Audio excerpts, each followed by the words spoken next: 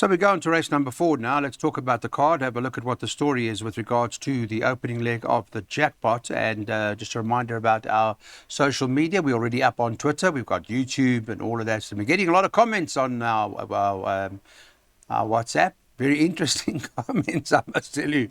You have to laugh at some of them, but some are really well worth it. Thank you so much for all the advice. Number 2, Ready to Fly, tops the boards here.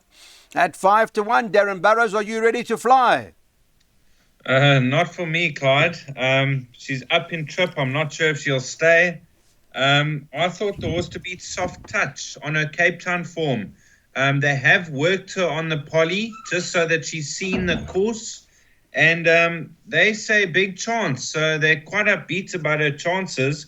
The other horse to beat is Aerial View. She takes a drop in class. She took on an 82 field, a Pinnacle last time out behind First Street, and she handles the poly well. So 5-1 to fight it out. If you're playing wider, you've got to include a couple. Okay, so 5-1 to fight it out. They've got to have some sort of chance. I suppose of the two, I prefer Soft Touch, only because of the form line having worked out with Everglades coming to win from that particular Western Cape form line. Mr. Marie is with us, of course. So how are things looking and what are we doing here, first leg of the jackpot?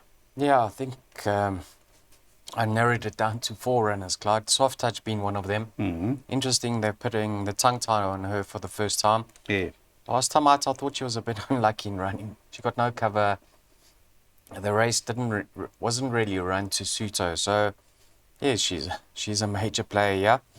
Hey, Serena, here's an improving 3-year-old, Clyde. In the past, she has finished close up on the poly track. You tipped it last time, didn't you? I think, hey, Serena. We made her a big runner, yes. Yeah.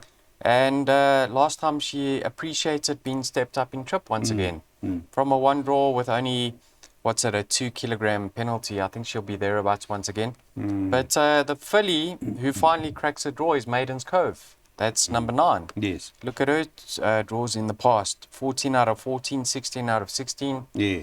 She gets a 2 draw, never far off them. I expect her to be right there once again. So, hey, Siri from Maiden's Cove for me. 7-9-5. All right, so Munga will know Maiden's Cove much better now. So here's a look at what we're doing. We've got a jackpot. Here it is for you guys. We worked it out. Darryl's going 3-5-7-9 in the first leg, by 2-4-5, by 4-7-10, by 3-7-9-11. Let's get this jackpot on. We need a bit of cash float for Saturday's World Sports Betting Championships finale. I'm also going to ask Darren Burrows because Daryl Marie, myself and Gabriel Soma are coming live on Saturday morning or from Turfentine. I want to chat to Darren Burrows as well as we go as to what he likes in a couple of the feature races for Turfentine, so you guys have got an idea. All right, that's the latest for the Fairview meet. This is a handicap at the 68 level. It's not easy, this particular race, run over the 1900 metres. I'm not convinced about it. Mr. Burrows, maybe you can give me some sort of idea. I see for American Dreamer 16-10. I don't know if that's the right price, to be quite frank. And maybe also like Douglas Devastator can run up again. I don't like Douglas Devastator. He beat Bell's first wave in his maiden. He was hard pressed. I like American Dream. I actually bought shares in him last week because I thought he would do well in PE. He's a big horse. And the plan is to get him out and get him handy, be allowed to use that big action of his. And on his KZ in form, I think if taking to the PE poly and allowed to use that action, he'll be hard to peg back in the straight. So I did bank American Dream. If you're looking for dangers, Al Megwa, he didn't stay last time out. Back to this course and distance, he'll be competitive. I made Al Megwa the main danger to American Dream, and a roughie to throw into your swingers, Essos, number 8. He's going to run a much improved race. Okay, the 8 Essos is 16-1 any price. Yeah, Darren Burrows buying horses and getting... Yeah, sure. He's absolutely cantering on the bit. Yeah, hey? I'd love to be able to. When are you going to start buying one or two I'm shares? Done with... we'll get a share, Yarrow. Speak to Bossy. Yeah, happy birthday to Suzette. Suzette's birthday. Happy birthday, Suzette. Everything of the best. Speak to Bossy and see what shares you can get there. Yeah, Clyde, it's an awesome feeling. I've I've experienced that in the past. You know, Well, now that American Dream's owned by Darren Burrows, I hope it wins. Absolutely. I Yeah. mean, like Darren says, he's a big son of JPEG. He's got that early pace to get out into a striking position, and he's thereabouts recently, so he's off a competitive mark. Must be a big player. A horse that's much better than his latest effort, Clyde. Number 2, My Boy Reese. Don't know if you watched that race, but he was caught wide, moved up way too soon. I think with a more patient ride, a little bit of luck in running from a 1 draw, he should be thereabouts. And then, excuse me, Douglas Devastator, Clyde. I know his form line's not strong, but he's done nothing wrong since Yeah, I being like gelded. that last one. I Done understand nothing there wrong wasn't since much- he's been gelded, Clyde. Yeah. And he's a lightly raced 3-year-old, so I'm certainly not leaving him out of my perms. Well, My Boy Reese, the last time Louis rode, I think, won, so it's a bit of a Yes, jock, well, jockey you up, could eh? say Louis rode him last time. Louis in Klappo, just the wrong Louis. Yes, correct. But Louis Mkotwa, last time he rode this horse, part of this horse won, so got to have a chance today. All right, let's wrap up. Let's put up what we're doing in this event in terms of the play. American Dream for Mr. Burrows. It's his horse now. He's got shares. We wish him everything of the best, and we hope American Dream runs a huge race for him.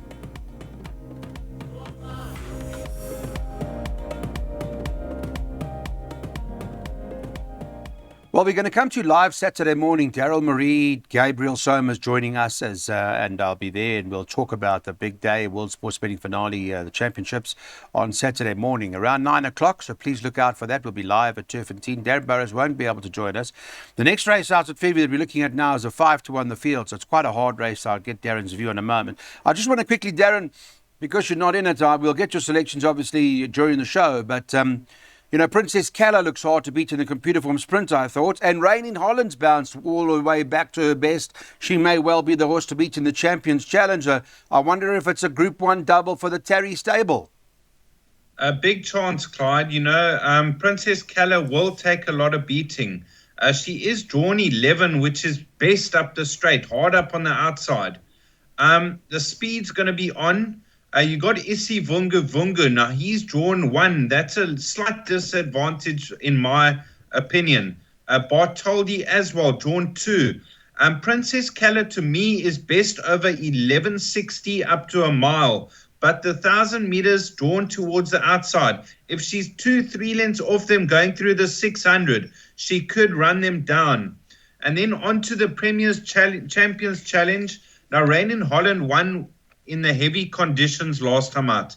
I think she's still got to confirm that form. For that reason, I like Billy Bowlegs. I thought very unlucky in the Derby. His classic run was good. He's got a handy galloping weight, and I think Billy Bowlegs is a serious runner. Okay, well, he's a 3-year-old. It'll be interesting to see how he copes in that sort of company. This race that we're talking about now, in terms of race 6, they've got 5-1 the field. Number 4 in the card, Lingalonga's top of the boards. But open race, Darren. Open race, Clyde. I do like a bit of Silver Tycoon. Now, he's best over 1,400 meters. He raided Cape Town. He wasn't disgraced, but not at his best. And his last start was an encouraging 4th to Blonde Act over a mile. The drop back in trip, Muzieni, I think he's definitely the value. And of the rest, Prince Vion, Lingalonga, Moon Game, and Unconditional Love. All right, let me ask Mr. Marie what he likes in a race like this. I see Secret is Ours last time came out and won, maybe got a bit of a chance here. You give that any sort of chance in a race like this? Not really. Not for you. I Okay. think Richard would have had the choice. The choices, and okay. also Secret is Ours has been off for 3 months or close on 4 months. Yes. So might just need it. Clyde, excuse me, Silver No problem. Tycoon. Yes. If you told me this horse would be down to 78 2 years ago, Still not. I would have said you smoking something. I really expected much more from him. Yeah, what's happened there? with I that don't horse? know. But he's got a lot in his favour. Track and trip, the draw. He could certainly win. We know what he's capable of. He's Yeah. just not reproducing it. Prince Vian, penultimate start, Clyde. He ran well above his rating. Last time out, second run after arrest, he was beaten long way from home. if he just reproduces his penultimate efforts, he could win. All right. But a linger longer, Clyde. He picked up an 8-pound penalty for what is a half a length victory. That was a very harsh penalty, in my opinion. But he's unbeaten over this course in distance. I thought he won with a bit in hand. Horse who ran second on that occasion came out and ran second in his next start. Euphoric, I yeah. think he could follow up. So a linger longer ahead of 7 and 10. Okay, so I think you're picking it up. It's a not easy race, very hard, tough one. There are a couple in here with chances. What are we doing? Because it's we're halfway there now, race number 6, and our plan, Daryl Marie's taking the exactas. He's boxing a linger longer, the 7 Prince Vion, who's for Mr. Lunga Gila, and number 10 on the card, Silver Tycoon, may well find its best form. Who knows? 4, 7, 10 in a boxed exacta. Race 7, Candace Dawson's is the only runner on the day, I believe. Versus this horse, no time is taken, Mr. Burrows. Is that right? Our Twitter account and WhatsApp and all that's on the screen for you now, for you guys to look at. But is that correct? Only one runner for the Dawson yard? Yes, that's correct, Clyde. I didn't spot that at first, but she's got to have a chance in the race. I found a bit of value here, Path of Choice. This horse opened 16 to 1. I see he's shortening steadily into 8 to 1. This horse last time out was at the course. There was a strong headwind and he was over racing in front. He only got outrun the final 200 meters of the race. They've dropped him back to 1,200 meters. So I think from a good draw, I see Kendall Minnie's got the chance for Greef. I think he could be the joker in the pack. Now, of the rest, you got to include Paston Wally on his Cape Town form, but he's drawn out at 15, which isn't in his favour. Of the rest, Travel Master, Cool Runnings, Mr. Bodacious, Drop in Time, it's an open race. Yeah, open race indeed. No question about that. There are a few in here that got to have chances. Not an easy race to be presented with this, Daryl, this handicap at the E division level, if you like, the 66 level over 1,200 on the poly. And remember, when you're on the poly, there's no straight course. It's always around the turn. And naturally, the draw does play quite a big role in all this, doesn't it? Yeah. I prefer to be drawn well on the turf track than the poly track. I think you can get away with it on the poly track. Okay. Because what do you call it? That Anton Walker's strip. Yes. You're able to come to the outside. At Always on the poly Fairview. track. You don't want to be down the inside on the poly track anyway, Clyde. You get caught up in trouble, eh? Path of Choice is my first pick as well. I thought he did extremely well last time out. A lot of things went against him in running. I like the fact that he's coming back in trip and he deserves another chance on the poly track. Mr. Bodacious, Clyde, last time he lost his race at the start. He's much better than that. He has won on the surface in the past. 2 others to include, obviously Richard Friesmount, number 7, Travel Master. He's thereabouts. He's got an early toe. He's just got a very tricky draw to contend with. If you get some luck in running, you could certainly be right there. And Cool Runnings, he needed his comeback start, Clyde. That was on the turf track. He's a much, much better poly track horse. And I think he was rested due to the fact that something went wrong in his penultimate start. So if he's at his best, I respect him. All right, well, Path of Choice number 3 from both ends, trading at around 9, 10 to 1 at the moment. We're doing it at 10 o'clock this morning, and I think a place you can get something like 1.5 times your money or thereabouts with regards to number 3, which is the first choice for both gentlemen here, race 7.